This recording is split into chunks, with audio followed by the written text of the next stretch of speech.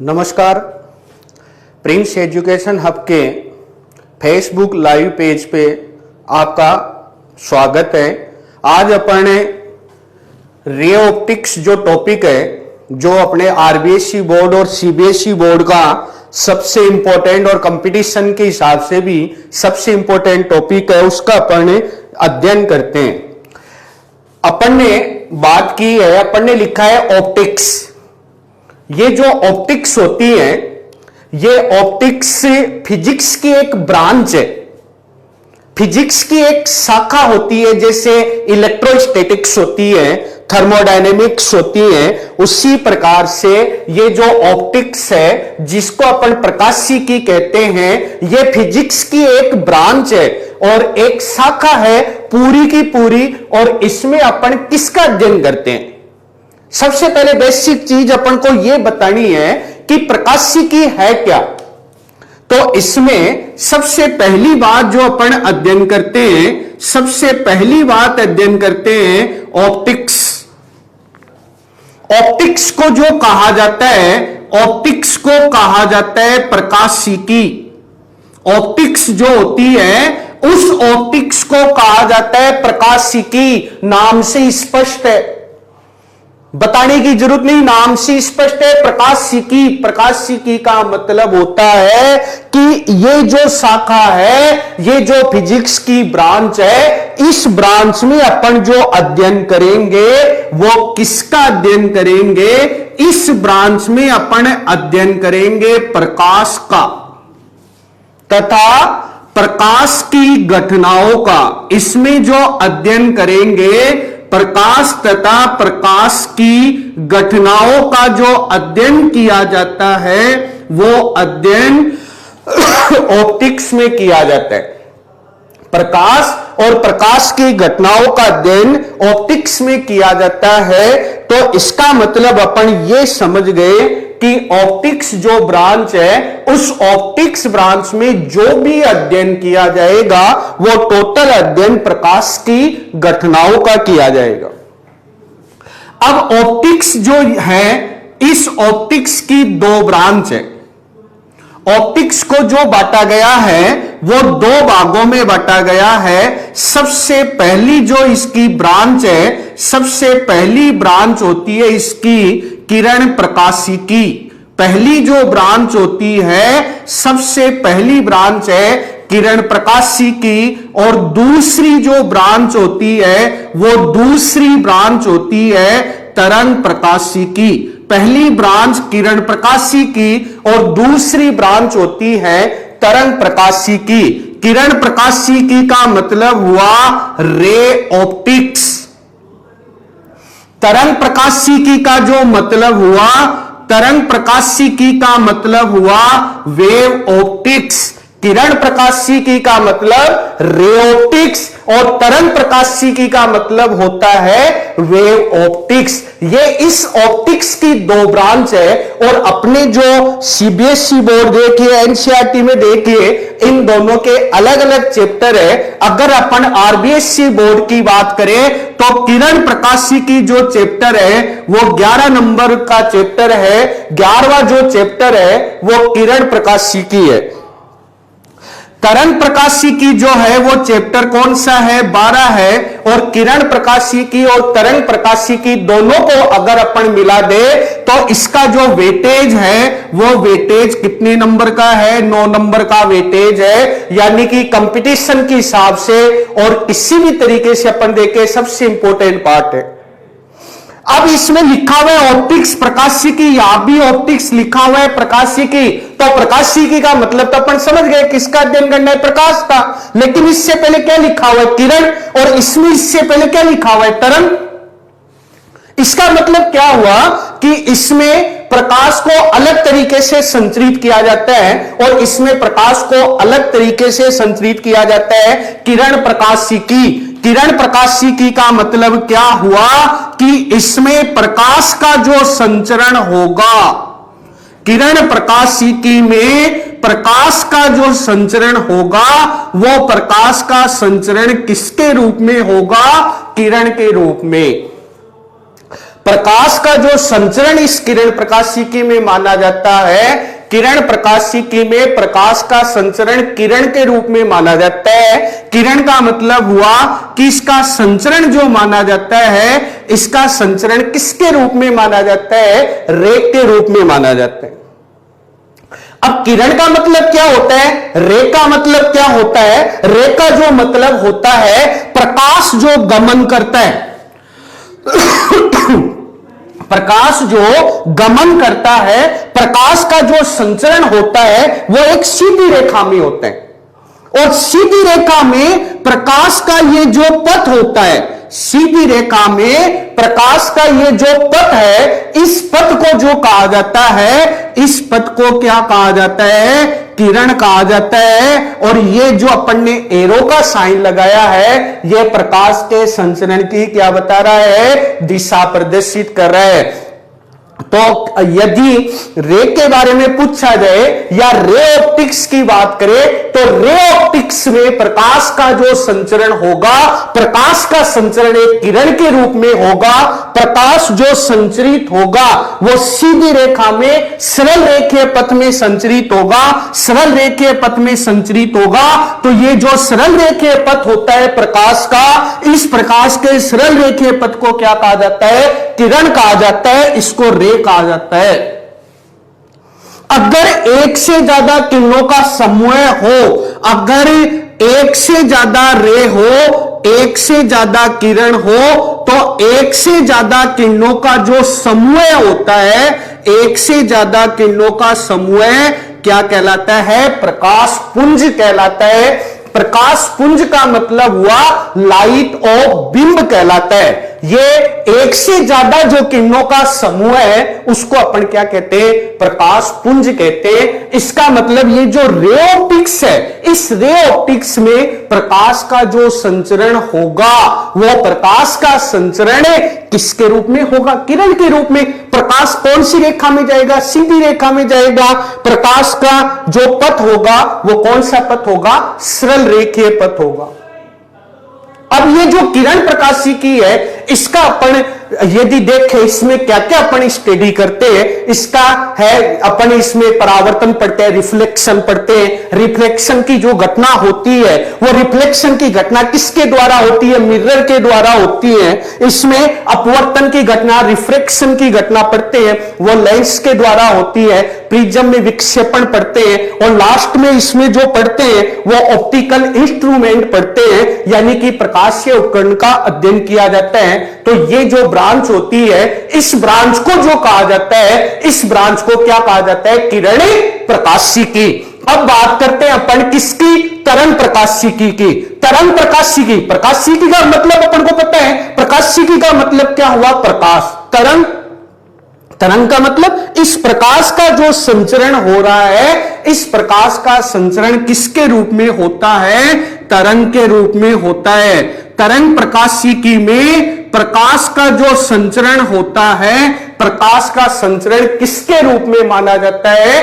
तरंग के रूप में माना जाता है। यानी कि जो ऑप्टिक्स है, उस ऑप्टिक्स ब्रांच में केवल अपन जो अध्ययन करते हैं प्रकाश की घटनाओं का, किरण प्रकाशिकी जो है इसमें प्रकाश का संचरण रे के रूप में, और तरंग प्रकाशिकी में प्रकाश का जो संचरण होगा वो किसके रूप में होगा? तरंग के रूप में होगा। इस तरंग प्रकाशिकी में प्रकाश का संचरण अपन ने तरंग के रूप में माना, तो इसके आधार पर जो घटनाएं समझाई जा सकती है, इसके आधार पर घटना समझाई जा सकती है व्यतिकरण, दूसरी जो घटना समझाई जाती है विवर्तन, और तीसरी जो घटना समझाई जाती है वो कौन सी घटना समझाई जाती है? ध्रुवण की घटना समझाई जाती है। अब ये तो अपन ने देखा कि इसको दो पार्ट में डिवाइड किया गया है। ये अपन रे ऑप्टिक्स पढ़ रहे हैं और उसके बाद में वेव ऑप्टिक्स पढ़ते हैं। अब इसमें किरण प्रकाशिकी है, रे ऑप्टिक्स, तो अपन आगे बात करते हैं प्रकाश की बात करते हैं। आगे जो अपन बात करते हैं प्रकाश की बात करते हैं, लाइट की बात करते हैं कि प्रकाश या लाइट क्या होती है या इसकी क्या अपन डेफिनेशन दे सकते हैं, उसकी अपन बात करते हैं। तो नेक्स्ट जो है, नेक्स्ट है प्रकाश। प्रकाश का मीनिंग हुआ लाइट, इस लाइट की अपन डेफिनेशन की अगर बात करें कि लाइट कहते किससे हैं, तो सिंपल सी डेफिनेशन छोटी क्लासों में जैसे दी जाती है कि जो प्रकाश है वो प्रकाश एक ऐसा कारक होता है जो खुद अदृश्य होता है, लेकिन इसके कारण अपन को बाकी की वस्तुएं क्या देती है, दिखाई देती है। इसमें डेफिनेशन बता दी जाती है कि प्रकाश जो है, प्रकाश एक प्रकार की क्या है, ऊर्जा है। लेकिन अगर अपन 12th के आधार पर या 12th के स्टैंडर्ड के आधार पर इसकी स्टैंडर्ड डेफिनेशन की अगर अपन बात करें, तो स्टैंडर्ड डेफिनेशन की बात करें तो इसकी स्टैंडर्ड डेफिनेशन होती है कि जो प्रकाश है वो प्रकाश एक कौन सी तरंग होती है, प्रकाश एक विद्युत चुंबकीय तरंग है। इसकी स्टैंडर्ड डेफिनेशन की बात करें तो प्रकाश जो है, प्रकाश एक कौन सी तरंग होती है, विद्युत चुंबकीय तरंग होती है। विद्युत चुंबकीय तरंग को जो कहा जाता है, विद्युत चुंबकीय तरंग को कहा जाता है EMW। EMW का मीनिंग हुआ, E का मतलब इलेक्ट्रो, M का मतलब मैग्नेटिक और W का मतलब वेव। यानी कि प्रकाश जो है वो एक कौन सी तरंग होती है, प्रकाश एक तरंग होती है, विद्युत चुंबकीय तरंग। अब प्रकाश एक विद्युत चुंबकीय तरंग है, तो विद्युत चुंबकीय तरंग होती क्या है, विद्युत चुंबकीय तरंग क्या होती है। जैसे अपन एक्सरे की बात करते हैं, कोई हड्डी फ्रैक्चर हो जाती है, डॉक्टर कहते हैं इसका एक्सरे कराओ, एक्सरे। माइक्रोवेव ओवन में माइक्रोवेव काम में ली जाती है, सूक्ष्म तरंग काम में ली जाती है, एफएम वगैरह में रेडियो तरंग काम में ली जाती है। ये सभी की सभी तरंगें विद्युत चुंबकीय तरंग है। यानी कि विद्युत चुंबकीय तरंग है वो इन सभी तरंगों का एक समूह होता है, और इन सभी तरंगों को मिला करके विद्युत चुंबकीय तरंग कहते हैं। और ये जो दृश्य प्रकाश है वो भी इस विद्युत चुंबकीय तरंग का ही एक भाग है। जैसे विद्युत चुंबकीय तरंग में कौन कौन सी तरंगें शामिल होती हैं, सबसे पहली तरंग होती है गामा तरंग, दूसरी तरंग शामिल होती है एक्स तरंग, उसके बाद में जो तरंग शामिल होती है वो तरंग होती है पराबैंगनी तरंग, उसके बाद में जो तरंग शामिल होती है वो तरंग होते हैं दृश्य तरंग या दृश्य प्रकाश, जिसको विजिबल लाइट भी कहते हैं। दृश्य प्रकाश के बाद में जो शामिल होती है वो कौन सी तरंग होती है, अवरक्त तरंग होती है।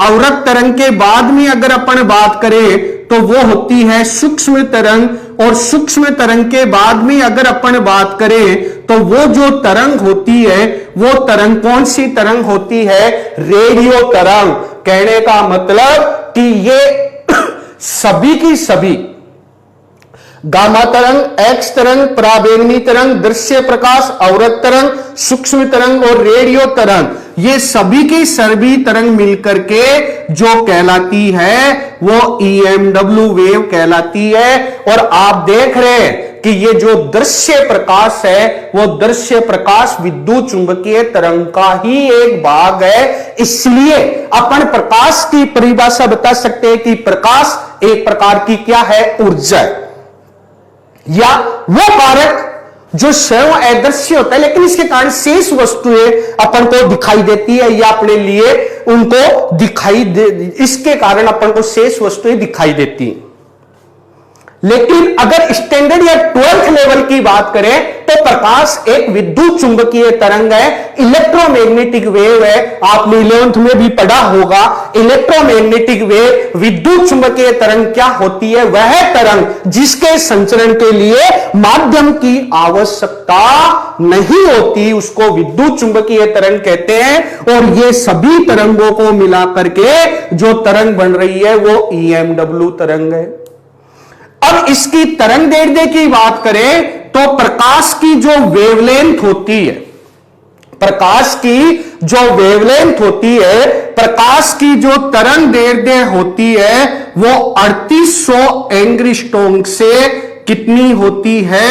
7800 एंग्स्ट्रॉम होती है। एंग्स्ट्रॉम इसका मात्रक है। और एक एंग्स्ट्रॉम जो होता है, एक एंग्स्ट्रॉम में होते हैं 10⁻⁻10 मीटर। मात्रक क्या है? मीटर। इसका मतलब किसका मात्रक हुआ? दूरी का। तो तरंग दैर्ध्य क्या है? तरंग दैर्ध्य होती है तरंग में किन्हीं दो क्रमागत उच्चिष्टों या निम्निष्टों के बीच की दूरी को क्या कहा जाता है? तरंग दैर्ध्य। ये जो दृश्य प्रकाश होता है,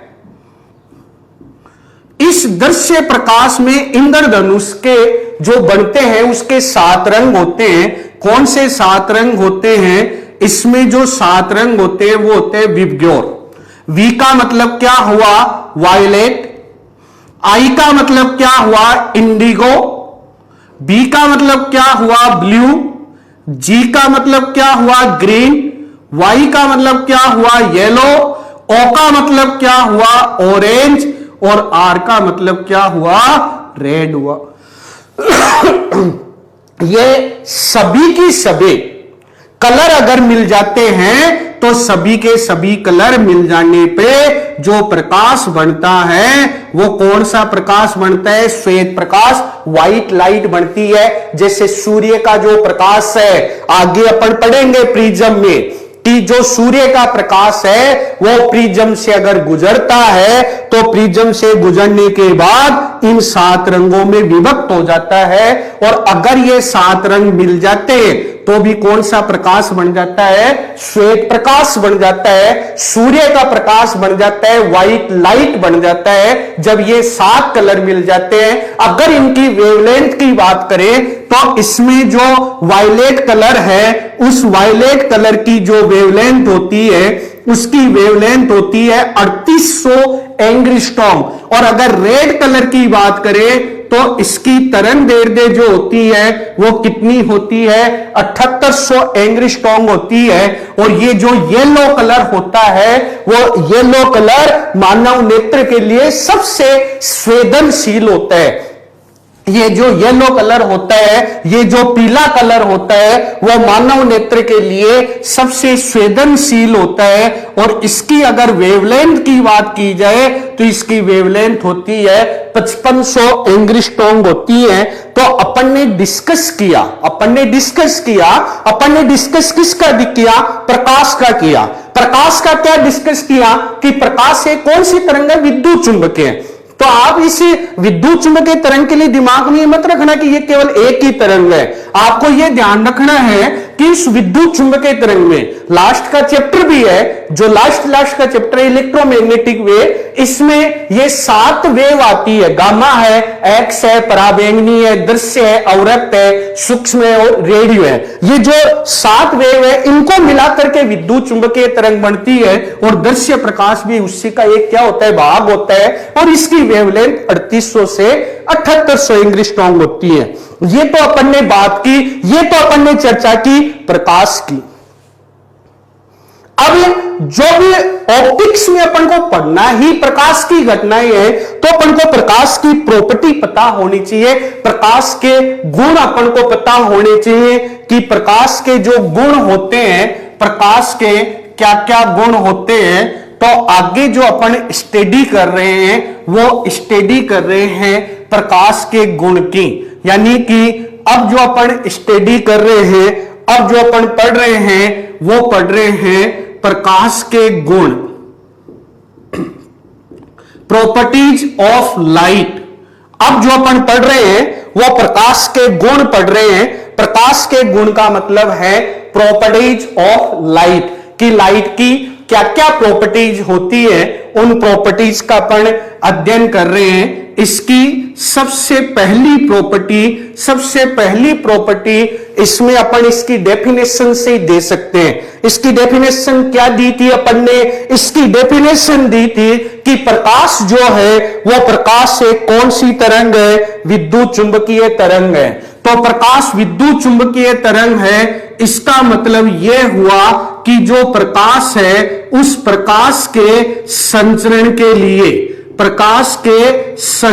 के लिए माध्यम की आवश्यकता नहीं होती है।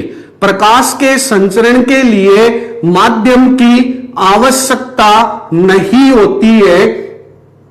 प्रकाश निर्वात में भी संचरित हो सकता है।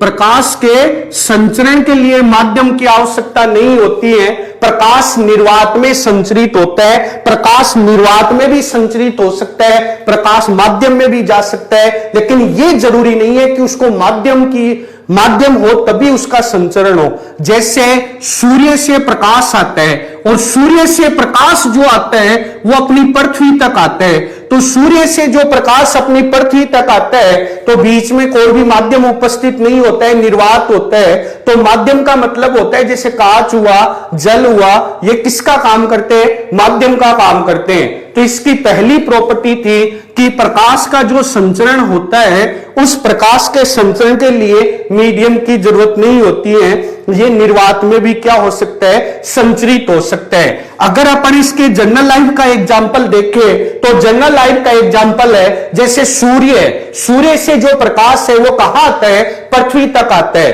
तो इसमें कोई भी माध्यम उपस्थित नहीं है। सेकंड इसका जो है सेकंड प्रॉपर्टी है, अगर इसके वेग की बात करें, अगर अपने प्रकाश के वेग की बात करें तो प्रकाश का जो वेग है, प्रकाश का वेग माध्यम पर निर्भर करता है। प्रकाश का वेग माध्यम पर निर्भर करता है। सेकंड इसकी जो प्रॉपर्टी है वो सेकंड प्रॉपर्टी ये है कि जो प्रकाश है उस प्रकाश का जो वेग है, प्रकाश का वेग किस पर निर्भर कर रहा है? माध्यम पर निर्भर कर रहा है। प्रकाश का वेग माध्यम पर निर्भर कर रहा है, इसका मतलब यह हुआ कि अगर अलग अलग माध्यम है तो उसमें प्रकाश का वेग अलग अलग होगा। यानी कि अगर प्रकाश से निर्वात में संचरित हो रहा है, वायु में संचरित हो रहा है तो उसका वेग अलग होगा। प्रकाश कांच में संचरित हो रहा है तो उसका वेग अलग होगा। प्रकाश जल में संचरित हो रहा है तो उसका वेग अलग होगा। अपन बात करें कि प्रकाश का वेग सबसे ज्यादा जो होता है, प्रकाश का वेग सबसे ज्यादा कौन से माध्यम में होता है, तो इस सवाल का जो जवाब होता है, इस सवाल का जवाब यह है कि प्रकाश का जो सबसे ज्यादा वेग है वो निर्वात में होता है। और निर्वात में जो प्रकाश का वेग है, निर्वात में जो प्रकाश का वेग है, निर्वात में प्रकाश का वेग किसके बराबर होता है? c के बराबर होता है। और c का जो मान होता है वो 3 × 10⁸ मीटर पर सेकंड होता है। आप इससे अंदाजा लगा सकते हैं कि प्रकाश का वेग कितना ज्यादा है। यानी कि प्रकाश एक सेकंड में कितने मीटर दूरी तय कर रहा है? 3 × 10⁸ मीटर दूरी तय कर रहा है। तो प्रकाश का वेग बहुत ज्यादा होता है। इसके लिए आइंस्टीन नामक एक साइंटिस्ट थे, उन्होंने आपेक्षिकता का एक सिद्धांत दिया था और उस आपेक्षिकता के सिद्धांत में उन्होंने कहा भी था कि इस प्रकृति में, आपेक्षिकता के सिद्धांत में उन्होंने कहा भी था कि इस प्रकृति में कोई भी वस्तु ऐसी नहीं है जिसका वेग प्रकाश के वेग से क्या हो? ज्यादा हो। प्रकृति में जितनी भी वस्तुएं हैं उन सभी वस्तुओं का जो वेग होता है, उन सभी वस्तुओं का वेग प्रकाश के वेग से क्या होता है? कम होता है। यानी कि प्रकाश का वेग निर्वात में बहुत ज्यादा होता है। अब अपन बात करें, अब आप कहें कि सर निर्वात में सबसे ज्यादा होता है, बाकी माध्यम में कैसे ज्ञात करें?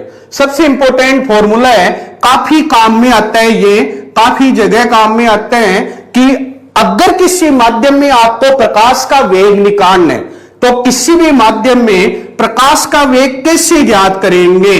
तो माध्यम में प्रकाश का वेग ज्ञात करने का सूत्र होता है, माध्यम में प्रकाश का वेग, माध्यम में प्रकाश का वेग ज्ञात करने का सूत्र क्या होता है? v बराबर होता है c/n। v बराबर c/n। v क्या है? उस माध्यम में प्रकाश का वेग। c अभी बताया था निर्वात में प्रकाश का वेग। n क्या है? माध्यम का अपवर्तनांक। n क्या है? यहां जो n है वो n होता है माध्यम का अपवर्तनांक, refractive index of medium. Refractive index of medium, ये जो अपवर्तनांक होता है वो अपवर्तनांक उस माध्यम का एक गुण होता है। जैसे कांच है, कांच के लिए अपवर्तनांक अलग होगा, जल है, जल के लिए अपवर्तनांक क्या होगा, अलग होगा। कई बार इसकी डेफिनेशन भी पूछ लेते हैं अपवर्तनांक की, तो आप आसानी से यहां बता सकते हैं। तो क्या डेफिनेशन हो जाएगी, n is equal to C upon क्या हो गया, v हो गया। n को इधर ले गए, v इधर आ गया, तो n बराबर क्या हुआ, c अपॉन v। c किस में वेग है, निर्वात में प्रकाश का वेग या निर्वात में प्रकाश की चाल, और v क्या है, माध्यम में प्रकाश की चाल। इन दोनों का जो अनुपात है वो माध्यम का क्या कहलाता है, अपवर्तनांक। आपको एक ही सूत्र से दो चीजें क्लियर हो गई। पहली चीज, आप इस सूत्र से माध्यम के अपवर्तनांक की परिभाषा बता सकते हैं। माध्यम का अपवर्तनांक क्या होता है वो बता सकते हैं। माध्यम का अपवर्तनांक जो रिफ्लेक्टिव इंडेक्स होता है मीडियम का, वो उस मीडियम का एक गुण होता है। और आप n इज इक्वल टू होता है c अपॉन v। c निर्वात में प्रकाश की चाल है और v माध्यम में प्रकाश की चाल होती है। और किसी माध्यम में अगर आपको वेग निकालना है तो v बराबर c अपॉन n। अलग अलग माध्यम का अपवर्तनांक क्या होता है, अलग अलग होता है। जैसे कांच है, तो कांच के लिए माध्यम का जो अपवर्तनांक होता है वो 3/2 होता है, यानी 1.5 होता है। अगर अपन जल की बात करें तो जल के लिए अपवर्तनांक होता है 4/3, 1.33 होता है। और जो हीरा है, हीरे के लिए माध्यम का जो अपवर्तनांक होता है वो 2.42 होता है। तो सबसे इंपॉर्टेंट प्रॉपर्टी है, काफी ज्यादा क्वेश्चन भी इसमें होते हैं। Why speed of light is maximum in vacuum. Ajit ने यह क्वेश्चन पूछा है कि जो लाइट है, प्रकाश है, उसका वेग निर्वात में सबसे ज्यादा क्यों होता है, अलग अन्य माध्यम में उसका वेग ज्यादा क्यों नहीं होता है। सबसे ज्यादा जो वेग है वो निर्वात में होता है। निर्वात में इसलिए होता है, अभी आपको बताया कि माध्यम में आपको अगर वेग निकालना है तो माध्यम में वेग निकालना है, c बाई क्या होगा, n। अगर आपको n की वैल्यू निर्वात के लिए लिखे तो लगभग 1 के बराबर होती है, लगभग 1 के बराबर होती है। तो v का मान किसके बराबर हो जाएगा, c के बराबर हो जाएगा। इसी कारण से इसका वेग निर्वात में सबसे ज्यादा होता है। बाकी के अगर मीडियम की बात करें, बाकी के मीडियम का अपवर्तनांक होता है 1 से ज्यादा होता है। तो जैसे 1.5, 1.33 है, 2.42 है। इस कारण से दूसरे जो माध्यम है उसमें प्रकाश का वेग कम होता है और निर्वात में प्रकाश का वेग सबसे ज्यादा होता है। निर्वात में प्रकाश का वेग इसीलिए सबसे ज्यादा होता है क्योंकि निर्वात के लिए माध्यम का जो अपवर्तनांक, आप सूत्र देखिए, सूत्र आपने देखा v बराबर क्या है, c अपॉन n। v बराबर है c अपॉन n, n उस माध्यम का अपवर्तनांक। और अभी मैंने लिखा कि जैसे कांच है, कांच के लिए कितना है 1.5, जल के लिए कितना है 1.33, हीरे के लिए कितना है 2.42। और इसी प्रकार से निर्वात के लिए, हवा के लिए कितना है 1, तो 1 लिखोगे तो v की वैल्यू c के बराबर। इस कारण से निर्वात में प्रकाश का वेग क्या होता है, सबसे ज्यादा होता है। तो ये जो फॉर्मूला है, ये फॉर्मूला आगे भी बहुत ज्यादा काम में आता है। v is equal to c upon क्या होता है, n। तीसरी इसकी जो प्रॉपर्टी होती है, तीसरी इसकी प्रॉपर्टी होती है कि जो प्रकाश है उस प्रकाश की प्रकृति कैसी होती है। तीसरी प्रॉपर्टी है कि जो प्रकाश है उस प्रकाश की प्रकृति कैसी है। प्रकाश की प्रकृति जो होती है, प्रकाश की प्रकृति जो होती है, प्रकाश की प्रकृति कैसी होती है, अनुप्रस्थ प्रकृति होती। अब अनुप्रस्थ प्रकृति का मतलब क्या हुआ, ट्रांसफर नेचर का मतलब क्या हुआ। ट्रांसफर नेचर का मीनिंग हुआ कि जैसे अपन ने कहा था कि प्रकाश क्या है, एक तरंग है। एक तो अपन ने किरण प्रकाशी की पढ़ा और एक अपन ने क्या पढ़ा, तरंग प्रकाशी की। अपन ने कहा कि प्रकाश एक क्या है, तरंग है। और अपन ये जानते हैं कि किसी भी माध्यम में अगर तरंग संचरित होती है तो माध्यम के कण क्या करने लग जाते हैं, कंपन करने लग जाते हैं, एसएचएम मोशन करने लग जाते हैं। किसी भी माध्यम में अगर तरंग संचरित होती है तो माध्यम के कण वो एसएचएम गति करने लग जाते हैं, कंपन करने लग जाते हैं। ये कि इस डायरेक्शन में तरंग संचरित हो रही है। तो यहां जो माध्यम के कण है, यहां माध्यम के जो कण है, यहां माध्यम के कण कंपन करने लग जाते हैं। ये कंपन दो प्रकार से हो सकते हैं, या तो ये कंपन तरंग संचरण की दिशा के लंबवत हो सकते हैं, या दूसरी संभावना है कि ये कंपन तरंग संचरण की दिशा के अनुदिश हो सकते हैं। तीन घटनाएं पढ़ते हैं, कौन कौन सी? व्यतिकरण, विवर्तन और दुर्वर्ण। तो इसकी प्रकृति अनुप्रस्थ है, वो जो समझाता है वो कौन सी घटना समझाती है? दुर्वर्ण की घटना। ये क्वेश्चन भी होता है कि प्रकाश की प्रकृति अनुप्रस्थ होती है, इसको कौन सी घटना के द्वारा समझा सकते हैं? इसको दुर्वर्ण की घटना के द्वारा समझा सकते हैं। या दुर्वर्ण की घटना प्रकाश की कौन सी प्रकृति को सिद्ध करती है? तो कौन सी प्रकृति को सिद्ध करती है? अनुप्रस्थ प्रकृति को क्या करती है? सिद्ध करती है। ये अपन ने तीसरी प्रॉपर्टी पढ़ी कि प्रकाश की प्रकृति अनुप्रस्थ होती है, और अनुप्रस्थ प्रकृति का मतलब है कि प्रकाश अगर किसी माध्यम में संचरित होगा तो किसी भी माध्यम में प्रकाश के संचरित होने पर माध्यम के कण तरंग संचरण की दिशा के किधर कंपन करते हैं? लंबवत कंपन करते हैं। और इस बात का जो प्रमाण मिला, इस बात का प्रमाण यह मिला कि प्रकाश कौन सी घटना प्रदर्शित करता है? दुर्वर्ण की घटना। ध्वनि तरंग दुर्वर्ण की घटना प्रदर्शित नहीं करती, प्रकाश तरंग दुर्वर्ण की घटना प्रदर्शित करती है। ध्वनि तरंग क्यों नहीं करती? क्योंकि उसकी प्रकृति अनुदैर्ध्य होती है, इस कारण से ध्वनि तरंग दुर्वर्ण की घटना प्रदर्शित नहीं करती। अपन ने प्रकाश की तरंग दैर्ध्य की बात की थी। तरंग दैर्ध्य को जो रिप्रेजेंट किया जाता है वेवलेंथ को, वो वेवलेंथ को रिप्रेजेंट किया जाता है लैम्ब्डा से किया जाता है। अगर आपको प्रकाश की प्रकृति अपन ने डिस्कस किया, आपको इस प्रकाश की आवर्ती ज्ञात करनी है, तो फोर्थ प्रॉपर्टी क्या होगी? प्रकाश की आवर्ती को रिप्रेजेंट करते हैं न्यू से, तो न्यू इज इक्वल टू क्या होगा? सी अपॉन लैम्ब्डा होगा। इसको रिप्रेजेंट करते हैं न्यू से। आपको अगर प्रकाश की आवर्ती ज्ञात करनी है, आपको अगर प्रकाश की फ्रीक्वेंसी ज्ञात करनी है, तो फ्रीक्वेंसी ज्ञात करने के लिए फॉर्मूला यूज में लिया जाता है सी अपॉन लैम्ब्डा। सी जो होता है निर्वात में प्रकाश का वेग होता है, और ये जो लैम्ब्डा है वो वेवलेंथ होती है। वेवलेंथ का मीनिंग हुआ कि ये प्रकाश की क्या होती है? तरंग दैर्ध्य होती है। तो यहां पर ने प्रकाश की जो प्रॉपर्टी है, उस प्रॉपर्टी की स्टडी की। सबसे पहली प्रॉपर्टी, प्रकाश का संचरण माध्यम पर निर्भर नहीं करता। सेकंड, प्रकाश का वेग माध्यम पर निर्भर करता है। किसी माध्यम में प्रकाश का वेग निकालना हो तो v बराबर क्या होता है? c अपॉन n होता है। n उस माध्यम का क्या होता है? अपवर्तनांक होता है। तीसरी प्रॉपर्टी है कि प्रकाश की प्रकृति कैसी होती है? अनुप्रस्थ होती है, और अनुप्रस्थ प्रकृति में माध्यम के कण तरंग संचरण की दिशा के लंबवत कंपन करते हैं। फोर्थ है अपन फ्रीक्वेंसी ज्ञात करते हैं, तो फ्रीक्वेंसी कैसे ज्ञात की जाती है? सी अपॉन लैम्ब्डा। इसको न्यू से पढ़ा जाता है, और सी निर्वात में प्रकाश का वेग है, और लैम्ब्डा जो होता है वो प्रकाश की क्या होती है? तरंग दैर्ध्य। अब अपन किरण प्रकाशिकी की फर्स्ट घटना स्टार्ट करते हैं, और किरण प्रकाशिकी की फर्स्ट घटना जो होती है वो होती है रिफ्लेक्शन ऑफ लाइट। किरण प्रकाशिकी की फर्स्ट जो फिनोमिना होता है, किरण प्रकाशिकी की फर्स्ट जो घटना होती है, वो फर्स्ट घटना अपन स्टार्ट करते हैं, और फर्स्ट जो घटना होती है वो होती है प्रकाश का परावर्तन, रिफ्लेक्शन ऑफ लाइट। प्रकाश का परावर्तन, रिफ्लेक्शन ऑफ लाइट। प्रकाश का परावर्तन क्या होता है?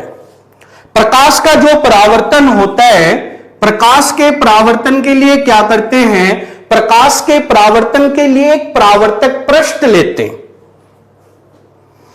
परावर्तक पृष्ठ में इधर जो अपन है इसको इस प्रकार से रिप्रेजेंट करते हैं, और इस प्रकार से रिप्रेजेंट करने का मीनिंग हुआ कि ये जो सतह है, इस इधर नीचे वाली जो सतह है, इस नीचे वाली सतह पर क्या की हुई है? पॉलिश की हुई है, ये सिल्वर्ड है। और इसका जो ऊपर वाला भाग है, वो ऊपर वाला भाग परावर्तक का काम करता है, और ये जो सतह होती है, ये सतह कौन सी सतह कहलाती है? परावर्तक सतह कहलाती है। ये जो सतह होती है ये कौन सी सतह है? परावर्तक सतह, परावर्तक पृष्ठ अपन कह सकते हैं। ये परावर्तक पृष्ठ यहां पर अपन क्या लेते हैं? काम में लेते हैं। तो परावर्तन की जो घटना होती है वो परावर्तन की घटना दर्पण की सहायता से होती है, और दर्पण जो होता है या कोई भी परावर्तक पृष्ठ होता है उसकी एक सतह पर तो सिल्वर्ड होगी, एक सतह सिल्वर्ड होगी, एक सतह पर पॉलिश की होगी और एक सतह से परावर्तन होगा। जिस सतह पर पॉलिश की होती है उधर से प्रकाश का परावर्तन नहीं होता है। तो इसमें प्रकाश का परावर्तन होता क्या है? प्रकाश के परावर्तन को अपन इस प्रकार से एक्सप्लेन कर सकते हैं, इस प्रकार से समझा सकते हैं कि जैसे इसके ऊपर जो है वो प्रकाश की किरण क्या हो रही है? आपतित हो रही है। इसके ऊपर प्रकाश की किरण आपतित हो रही है। इस आपतित प्रकाश की किरण को अपन ने कह दिया ए बी। तो अपन ए बी जो है, ए बी यहां पर कौन सी प्रकाश किरण है? ए बी यहां है आपतित प्रकाश किरण। ए बी जो यहां होती है, ए बी कौन सी प्रकाश किरण होती है? आपतित प्रकाश किरण। इसको कहा जा सकता है इंसिडेंट लाइट रे। ये इंसिडेंट लाइट रे है। और ये जो पॉइंट बी है, ये पॉइंट बी कौन सा बिंदु कहलाता है? आपतन बिंदु कहलाता है, पॉइंट ऑफ इन्फ्लेक्शन कहलाता है, इंसिडेंट कहलाता है। तो बी जो है आपतन बिंदु है। ये जो प्रकाश की किरण है, ये प्रकाश की किरण कौन सी प्रकाश की किरण है? आपतित प्रकाश किरण है। ये इंसिडेंट प्रकाश किरण है। अगर अपन यहां पर इस बिंदु पर नॉर्मल ड्रा करें, नॉर्मल का मीनिंग अभिलंब बनाते हैं, तो अभिलंब क्या होगा? ये जो पृष्ठ है इस पृष्ठ के क्या होगा? लंबवत होगा। ये अक्ष अक्ष में है तो ये अभिलंब जो होगा वो क्या होगा? वाई अक्ष में होगा। और ये जो अभिलंब होगा वो कौन से बिंदु से गुजरेगा? बिंदु बी से गुजरेगा। क्योंकि ये प्रकाश की किरण कौन से बिंदु पर आपतित हो रही है? ये प्रकाश की किरण आपतित हो रही है बिंदु बी पर आपतित हो रही है। तो इसमें अपन ने ये जो आपतन बिंदु है, इस आपतन बिंदु पर अपन ने अभिलंब ड्रा किया। ये इस आपतन बिंदु पर क्या होता है? अभिलंब होता है। ये एन है और ये क्या है? N dash. एन डैश क्या कहलाता है? एन डैश कहलाता है अभिलंब। एन डैश जो है वो नॉर्मल कहलाता है, अभिलंब कहलाता है। और जो अभिलंब होता है वो हमेशा ये जो परावर्तक पृष्ठ है, इस परावर्तक पृष्ठ के क्या होगा? लंबवत होगा। यानी कि यहां थीटा जो बनेगा वो 90 डिग्री का होगा और ये आपतन बिंदु से क्या होगा? गुजरेगा। ये अभिलंब है, ये आपतित प्रकाश किरण है। और ये जो आपतित प्रकाश किरण है ये इस अभिलंब से जो कोण बनाती है, इस कोण को कौन सा कोण कहते हैं? आपतन कोण कहते हैं। आपको यह ध्यान रखना है कि जो आपतन कोण होता है वो आपतन कोण किस किस के मध्य बनता है? आपतन कोण जो बनता है वो आपतित प्रकाश किरण और किसके मध्य बनता है? अभिलंब के मध्य बनता है। और अभिलंब हमेशा ये जो परावर्तक पृष्ठ है जिसकी नीचे वाली सतह क्या है? सिल्वर्ड है। जिसकी नीचे वाली सतह क्या की हुई है?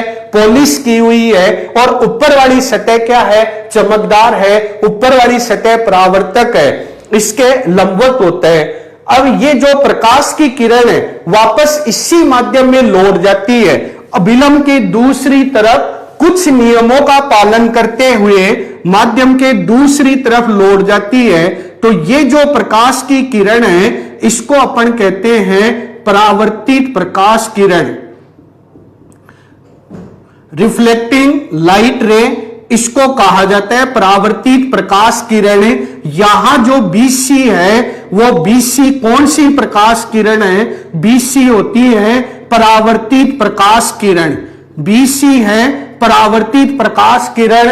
और ये जो घटना है ये घटना प्रकाश का परावर्तन कहलाती है। और ये जो कोण बनता है इस कोण को परावर्तन कोण कहते हैं। तो आई जो होता है, आई तो कौन सा कोण होता है, आई होता है आपतन कोण, इंसिडेंट एंगल।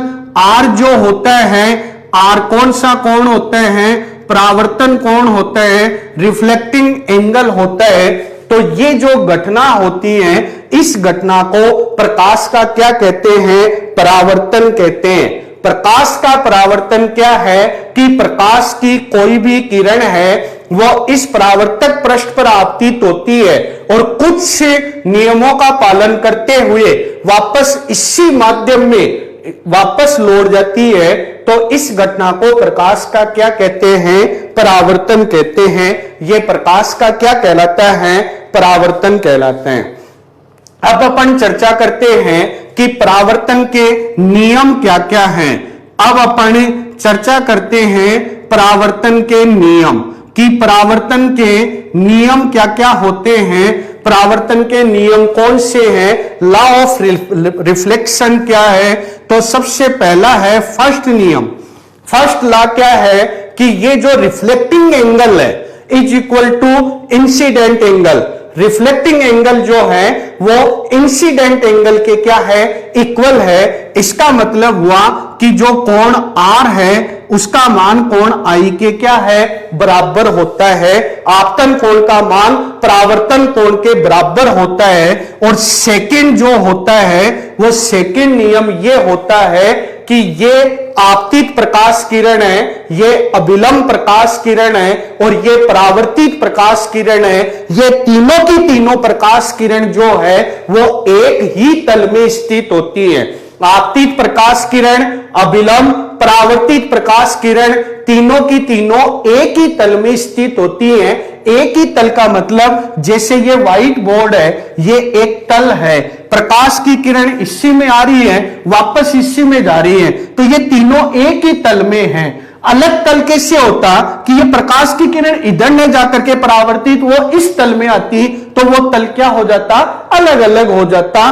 तो इसमें जो आपतन कोण है उसका मान परावर्तन कोण के क्या होता है, बराबर होता है। और आपतित प्रकाश किरण, अभिलंब और परावर्तित तीनों एक ही तल में क्या होती है, स्थित होती हैं।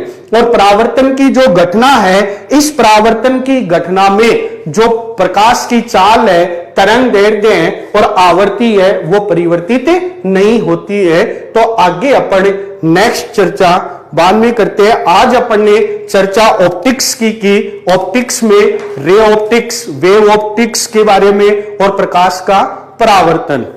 धन्यवाद।